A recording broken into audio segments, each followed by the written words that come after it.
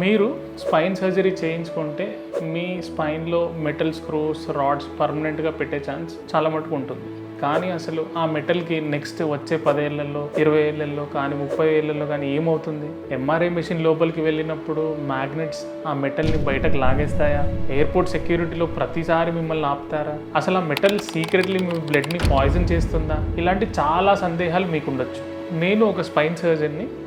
ఇవాళ ఇలాంటి medical implants గురించి ఉన్న కొన్ని అపోహల్ని నిజాలని తెలుసుకుందాం. మీ బాడీలో ఉన్న హార్డ్వేర్కి అసలు ఏమవుతుందో ఎగ్జాక్ట్గా నేను మీకు ఎక్స్ప్లెయిన్ చేస్తాను.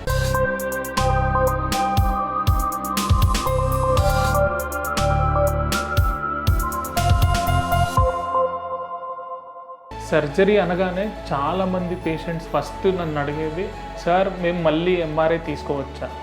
మళ్ళీ ఎంఆర్ఐ మెషిన్లో పడుకుంటే ఈ స్క్రూస్ వేస్తే మళ్ళీ ఎంఆర్ఐ నార్మల్గా వస్తుందా? నిజంగానే సేఫా అని అడుగుతూ ఉంటారు. ఎంఆర్ఐ మెషిన్స్లో ఉండే మ్యాగ్నెట్స్ చాలా పవర్ఫుల్. ఏ వస్తువునైనా లాగేస్తుంది అన్న భయం మనకు ఉండొచ్చు. కానీ అవి జనరల్లీ స్టీల్ కానీ ఐరన్ వస్తువులని మాత్రమే లేకపోతే వేరే మెటల్స్ని లాగుతూ ఉంటాయి. మనం వేసుకునేది ఇప్పుడు వాడుతున్నవి క్లినికల్ గ్రేడ్ టైటానియంతో చేస్తారు. టైటానియం అనేది పారామాగ్నెటిక్, అంటే దానికి మ్యాగ్నెటిక్ ప్రాపర్టీస్ చాలా తక్కువ. ఎంఆర్ఐ చేసుకునేటప్పుడు అది హీట్ అవ్వదు, వైబ్రేట్ అవ్వదు అండ్ మీ బోన్ నుంచి బయటకు అస్సలు రాదు. మీ లైఫ్ లాంగ్ డయాగ్నోస్టిక్ ఇమేజింగ్కి మీరు కంప్లీట్లీ సేఫ్. ఎయిర్పోర్ట్లో మెటల్ డిటెక్టర్స్ ట్రిగర్ అవుతాయా? ఇక్కడ సైన్స్ చాలా ఇంట్రెస్టింగ్గా ఉంటుంది. ట్రెడిషనల్గా మనం మాల్స్ దగ్గర అక్కడిక్కడ చూసే traditional walk through metal detectors ఐరన్ని కాపర్ని ఫైండ్ చేయడానికి ఎలక్ట్రోమాగ్నెటిక్ ఇండక్షన్ని వాడతాయి. టైటానియంకి ఆ వేవ్స్ని కండక్ట్ చేసే పవర్ ఉండదు. కాబట్టి స్పైనల్ హార్డ్వేర్ ఉన్న వాళ్ళు ఎవరు ఈ పాత రకం మెటల్ డిటెక్టర్స్ ఆర్చెస్లో ట్రిగర్ చేయరు. కానీ మోడర్న్ ఎయిర్పోర్ట్స్లో పెద్ద పెద్ద గ్లాస్ సిలిండర్ మెషిన్స్ వాడుతున్నారు. మిల్లీమీటర్ వేవ్ ఫుల్ బాడీ స్కానర్స్ని వాడుతుంటారు. ఇవి మ్యాగ్నెట్స్ కోసం చూడవు, మన బట్టల కింద ఉన్న డెన్స్ షేప్స్ని డిటెక్ట్ చేస్తాయి. స్టడీస్ ప్రకారం 40% మంది పేషెంట్స్ వరకు ఈ న్యూ స్కానర్స్ని ట్రిగర్ చేస్తారు.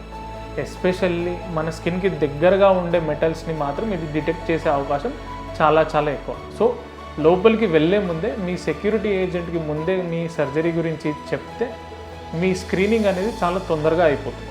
ఇంకొకటి, చాలామంది పేషెంట్స్కి ఒక మేజర్ డౌట్ ఏంటంటే, మెటల్ లోపలే ఉంటుంది కదా, అది రస్ట్ అవుతుందా లేకపోతే మా బ్లడ్లో కలిసిపోయి ఏమన్నా పాయిజన్కి గురి చేస్తుందా అని అడుగుతూ ఉంటాం.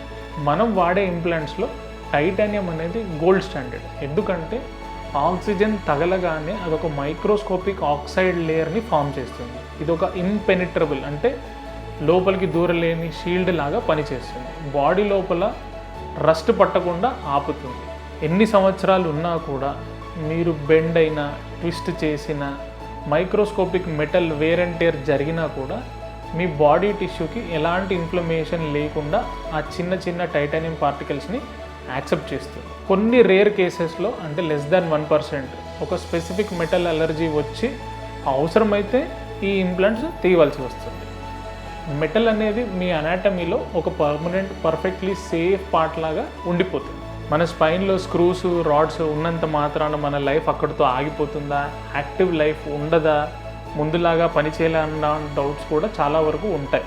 స్పైన్లో మెటల్ స్క్రూస్ రాడ్స్ వేసినంత మాత్రాన మీ వైబ్రెంట్ యాక్టివ్ లైఫ్కి ఏం ప్రాబ్లం ఉండదు. చాలామంది నా పేషెంట్స్ నేషనల్ లెవెల్ ప్లేయర్స్ ఉన్నారు.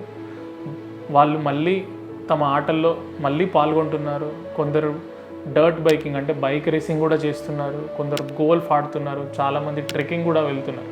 సో మెటల్ స్క్రూస్ రాడ్స్ వేసినంత మాత్రాన మీ లైఫ్ అక్కడితో ఆగదు. సో భయపడాల్సిన అవసరం అసలు ఏమీ లేదు.